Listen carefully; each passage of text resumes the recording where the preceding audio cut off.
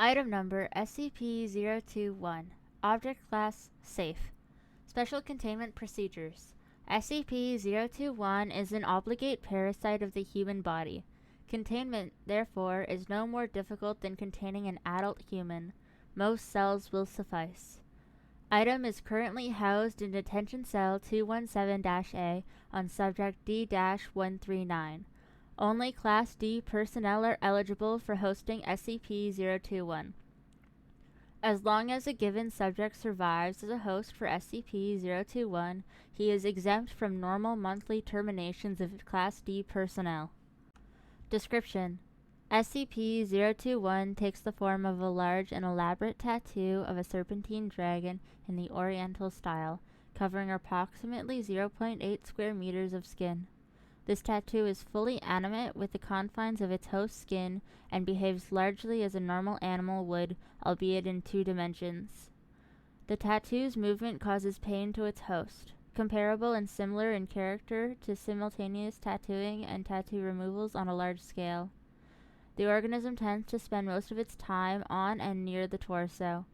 SCP-021 displays no intelligence beyond a basic pattern of feeding and locomotion. Although actually measuring the intelligence of a 2-dimensional life form has proven impossible thus far. SCP-021 appears to feed exclusively on pigments in the host's skin. This can include melanin, in which case the subject appears to be suffering from vitiligo. However, the organism shows a marked preference for other tattoos and will seek out and devour these before resorting to natural pigments. It should be noted that the feeding process itself, beyond the sensation of movement, is painless. Normal tattoo ink simply vanishes as if it's eaten.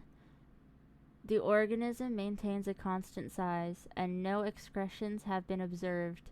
The organism is capable of clearing over 0.6 square meters of skin per hour. One may feed SCP-021 by quickly tattooing fruits or small animals on the host.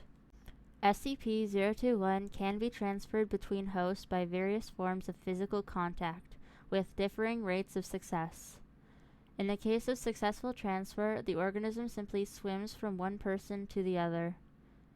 Sexual intercourse appears to be the most reliable method of transfer, with a 93% rate of transmission. However, due to the severe pain involved, this is less than ideal. Contact between 2 open wounds is generally preferable. Transfer is more complicated in deceased subjects, though not unreasonably so. The organism suffers no ill effects from the death of its host and continues to consume pigments. Transmission between species is unknown. Previous tests suggest it to be either impossible or exceedingly rare. SCP-021 does confer some benefits to its host.